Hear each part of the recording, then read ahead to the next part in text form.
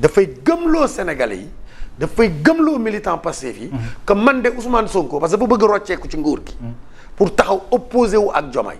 donc dafa bëgg wan ne moom mooy projet Diomaye mooy anti projet moo takk ay loxoom ba mu réussir donc mu nekk loo xam dañ koy condamné bu baax. merci alors Déthié daañu ñëw ci yow léegi mais mon commissaire un premier ministre quand même qui appelle à la désobéissance civile ci bu ñàkk fay impôt ginnaaw dafa jàpp ne justice deful liggéeyam les magistrats Djibril mi ngi koy fàttali léegi duggulet yàgg nañu dégg ay kàddu yu ñagas tukkee ci moom jëm ci ñoom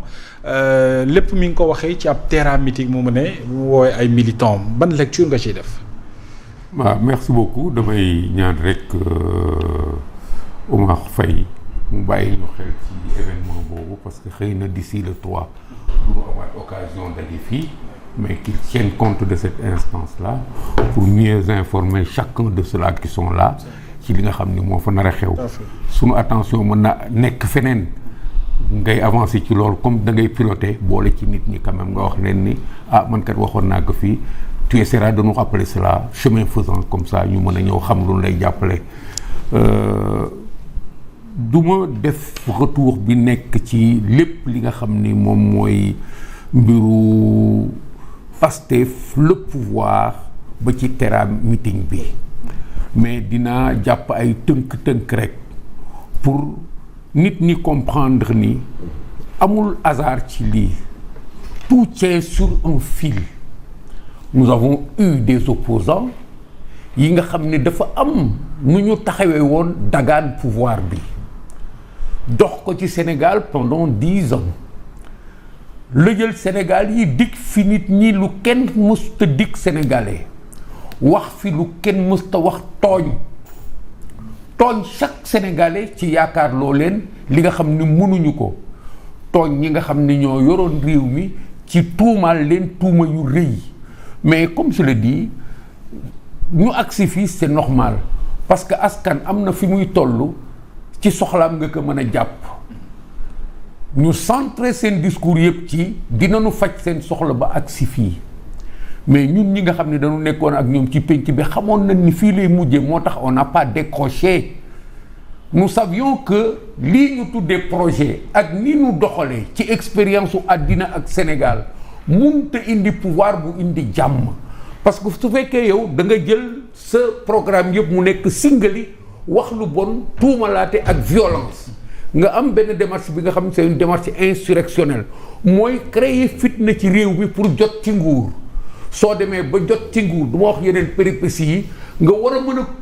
a ñuy xaar ci yow nga def li nga xam ne moom nga dig askan wi nga wëlbatiwaat encore indiwaat ni nga doon opposé wu nga bëgg gouverner noonu c'est tout un problème mu am nag un personnage central bu nekk ci biir bi nga xam ni justement moom moo woote terrain meeting bi situation wu am réew boo demee ba mu am un conflit au sommet de l'État conflit boobu ñu teel ko wax danoo teel a wax ni il y a vacance du pouvoir foofu lañ koy commencer parce que sunu président bii kat dafa bañ yore sunu réew mi te moom la ñu fal sunu premier ministre bi dem na toogi ci nguur gi moom la ñu jëkk def fii personne n'a écouté. Nous avons été au conseil constitutionnel jébbal leen bataaxal ni leen lii kat am na fii wax leen ci balaa muy yàq réew mi on a élu un président qui ne gouverne pas. Et on a un premier ministre qui croit que c'est lui qui doit gouverner ñu may ko ñuy dem di dox ci loolu ba ñu gis benn li ñu taxawee confiscation de toutes les libertés imposées nit ñi doole pourquoi parce que indi wu ñu dara te bëgguñu ko wax loolu mooy le grand signal bi nga xam ni moo fi nekk ñu dem ba gis ni dans la démarche am na benn consensus bi nga xam ni tey la leer nous avons ay nit ñu yore pouvoir bi d'accord ni ki nga xam ni moo nekkul président kooku moo war a yore réew mi ba président de la République d'accord si c'est pourquoi d'entrée de jeu dans cette histoire-là j'aurais aimé qu'on comprenne que suñuy analyser responsabilité Ousmane Sonko dans ça nañu analyser responsable du président de la République bi parce que moom moo fi indi situation bi nga xam ni danoo gis président buy tagg premier ministre ni su amee pouvoir moom moo tax di wax naan man mii kat su ma demee ba am premier ministre bu mel nii dama ko war a bàyyi mu gouverner parce que dama bëggoon mu danoo dox pour mu nekk président de la république nekkul président de la république man ma am ko mu nekk sama premier ministre lan lay def. dem ba daal di taxaw daal ni sama waa ji kat dama bëgg mu nekk président de la république naa ci dox.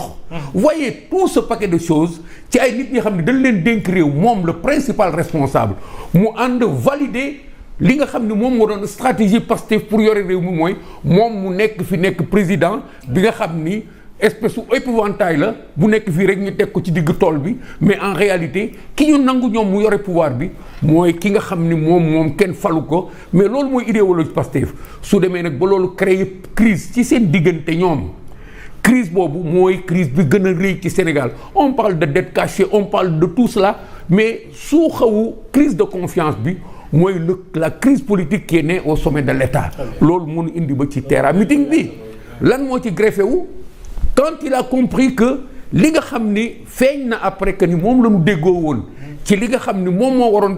permettre ki nekkul président jot ci nguur gi te ñoom ñu considéré que ni moom moo ñu war a diriger déjà bi ñu demee ba xam ni waa ji kat loolu mënut a nekk il a attaqué frontalement le président de la République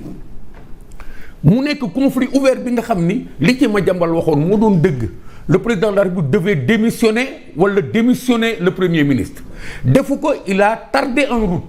loolu moo ñu indi ba ci terrain meeting bi muy gonflé ba problème mu candidature am posé wu parce que pour lui il y a pas de programme autre que mu nekk président de la République et ça devait passer par deux voies la candidature dans une situation bricolée bi nga xam ne dañuy indi ci benn élection kenn xamul nu muy dem mais ay éléments feeñ na ni loolu déggoo la woon ci gannaaw wala un forcing qui nous installe dans une situation d'autoritarisme bi nga xam ni dañuy dugg ci nun ko tuddati encore parti état ñoom ñu imposer une situation day nekk mais toujours est-il que on s'est rendu compte de ce qu'à un moment donné am na lu doxatul li doxatul loolu moo nu indi ci lii moi je considère que ci bras de fer bii fi nekk nii léegi la lecture qu'on peut avoir de cette situation là ce n'est pas que tiitalaate ou quoi que ce soit mais je considère que ni dafa am rapport de force bu serré bi nga xam ni chacun joue son jeu le premier ministre xamuñu fu muy génne moom finalement mais il a posé toutes ses cartes les autres éléments c'est des détails wax na lii nommé nañu kii jox nañu kii c'est des détails mais li nga xam ne moom moo ci nekk mooy est-ce qu'on va finir avec cette histoire-là parce que tey on est dans une actualité brûlante qui est telle que nous avons une opposition véritable frontale entre un président de la République qui désormais veut être président de la République et un premier ministre qui veut être premier ministre am na lu fi jot a xew ba la tension est restée entre eux mais comment ça va se terminer nous avons tout cela à dire entre nous c'est la grande question alors dinañ ci ñëwaat sax ci seen i diggante ndax bokk na ci waxtaan bi lu yaatu mais Déthié terrain meeting bi ndax la ngeen fa séntu woon yéen am ngeen ko et puis surtout nag kaddu yu fa jip ci ay kaddu yu nga xam ne suscité na ay indignation bi ci mel ni évidemment désobéissance civile boobu mu woote ci ñàkk fay